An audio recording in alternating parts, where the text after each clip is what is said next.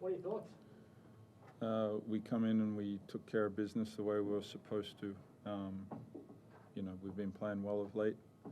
Guys did a great job in the second half to wrestle back momentum of the game. So I think with this team, we're slowly starting to see, the trust and the belief in each other out on the floor, and the third quarter, but then also the beginning of the fourth with how we come out and played, and they did a great job trusting each other.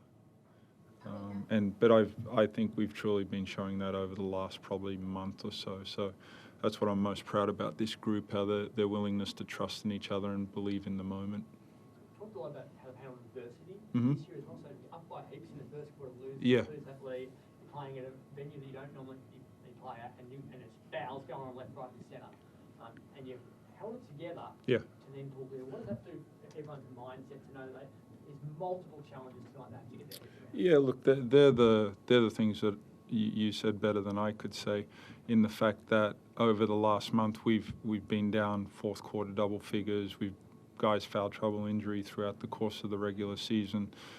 Tonight, if I remember correctly, Southeast was 8 of 16 from the 3 in the first half, so we just needed to tighten that up. We weren't playing great offense ourselves. We had a few loose turnovers, so I felt good with where we were considering how the first 20 minutes went, and then once we created the energy and the gravity in the game, guys stepped up, and like KP, when he's on that level, he just brings a different dynamic to our group. The fouls were out of control for both teams, and it felt like everyone who broke the basket got a call. Yep. KP had 2 blocks in the third quarter when he was on 2 fouls. It felt like he just went, I'm going to attack them and forget everything else that's going on. Did you feel that turned the game, his aggression in those circumstances, knowing that everyone else was caught the fouls and he was going to go there anyway? Yeah, look, I forget your exact wording, but foul discipline is a huge part of the game, and we weren't disciplined in the first half, and they got rewarded by getting to the foul line.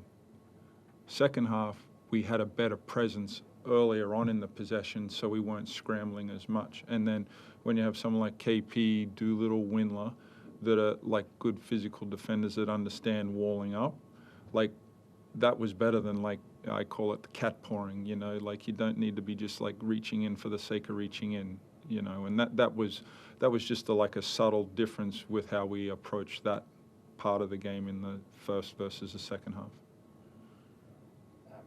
Keanu and Christian both double-doubles. I think they're both less than 25 minutes. That's extraordinary. Yep. On a game, isn't it? Must be ecstatic. And look, this group has been growing and developing for a little bit of time, and it's amazing what confidence and belief in each other can do.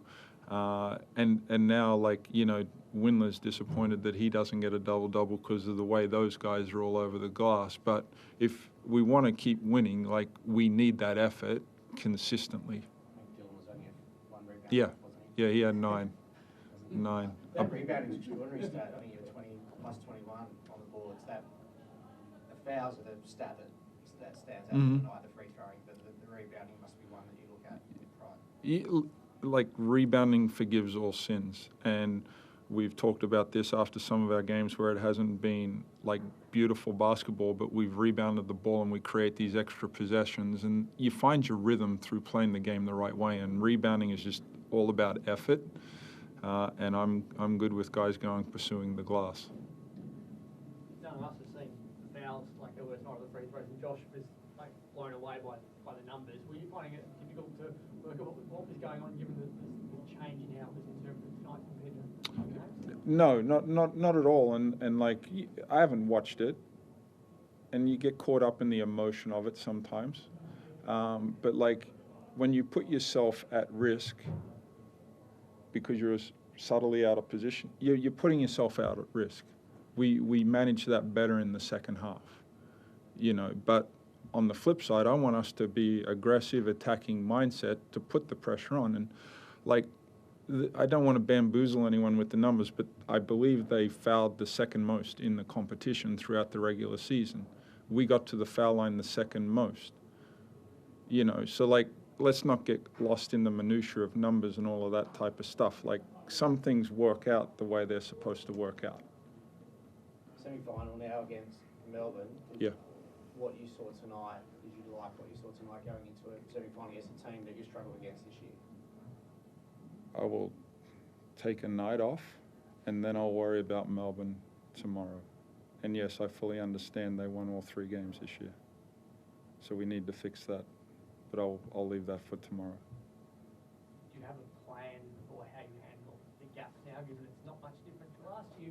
It's only been a couple of days since you played last. Like, do you use the memory of last year and what worked and what didn't to work through this gap? Oh, look, you certainly, you take into consideration what you did last year. That this is subtly a different group. So you got to be mindful of who your group is and how you manage that time through that. We may have some guys involved in the FIBA window with their various countries. We're a very international team. So once we get a full understanding of what that looks like, but we'll approach it pretty similar to last year. Like, we come out in the first game against Tassie, had a good home performance. So, but we're going to be mindful of how we treat it through there, because, as I was just told, we lost 3 times to Melbourne, so we better give them the respect they deserve. You've got some great personal memories as a player in this building. What's Yep. it like being back part of a game in this arena?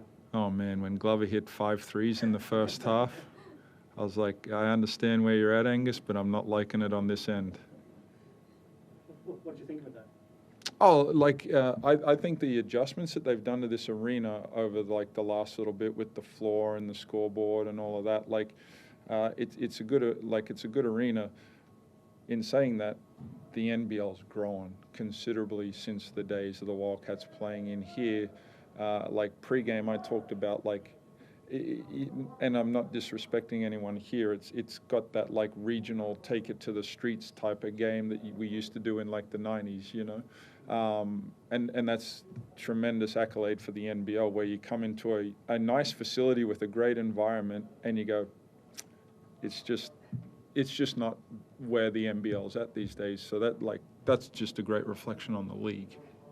Only 3,000 people here, but we're still loud. Could you feel that?